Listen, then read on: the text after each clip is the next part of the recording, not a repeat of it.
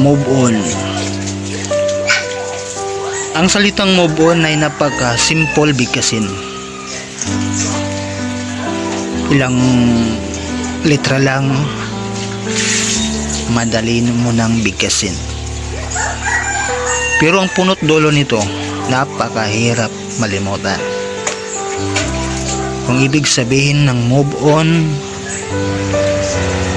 kung anong laman nito, kung anong ibig sabihin ng move on. Alam mo ba yung salitang move on? Kung yung iba, madaling sabihin yan. Sabi nila sa'yo, move on ka na, kaya mo yan. Marami pa namang iba dyan. Yes, marami pang iba. Tama sila, marami pang iba. Kalimutan mo na yan, enjoy mo na lang yan.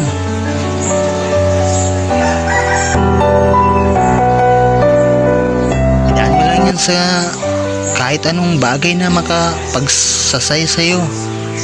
Tanong ko naman, yes. Pero hindi nila alam kung anong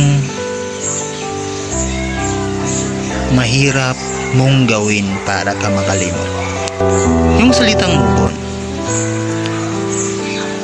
napakahirap panindigan, napakahirap kalimutan, lalo na yung mga araw na kayo pa, yung mga araw na sobrang mahal na mahal ninyo ang isa't isa.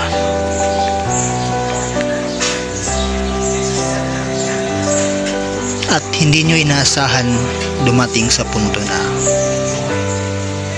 ito na. For how many years kayo nagsasama? Hindi nyo akalain na umabot sa ganitong panahon or punto na magkakahiwalay pala kayo. Isa sa inyo ang may dahilan kung bakit kayo naghihiwalay sa anong mga bagay na makapagpasakit sa inyong puso, sa iyong relasyon na nagbibigay hiwalay. So, ito yung salitang move on. Very simple i-mention, but never mo makalimutan yung panahon na nagsasama kayo, masaya kayo, yung mga araw na nandyan siya, yung mga araw na kapiling mo siya, yung mga araw na kung kailan mo mag-isa ka, tinatawagan mo siya, nag-uusap kayo, na-miss nyo ang isa't isa, yung may karamay ka, yung may masandalan ka, yung may masumbungan ka sa lahat mong mga problema sa iyong buhay dahil nandyan siya. Pero umabot sa punto na naghiwalay kayo.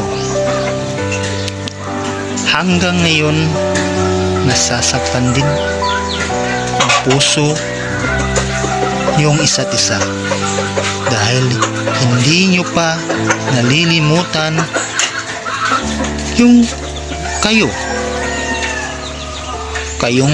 pang dalawa na nagsasama.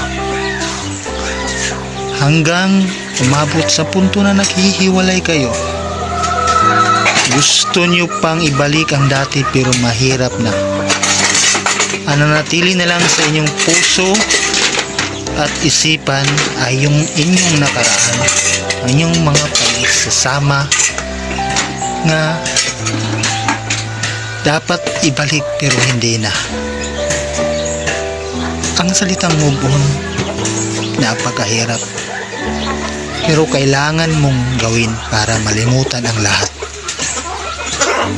Kaya tanggapin nyo na lang yung inyong sarili sa isa't isa.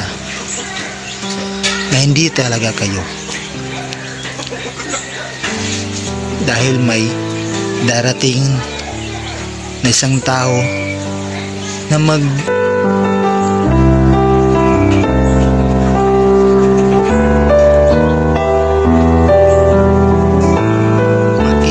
sa inyong dalawa na karapat-dapat sa inyong pagmamahal. Ito, hanggang ngayon, nasasaktan pa rin tayo dahil sa isang relasyon na hindi natin akalain na mag-i-end pala.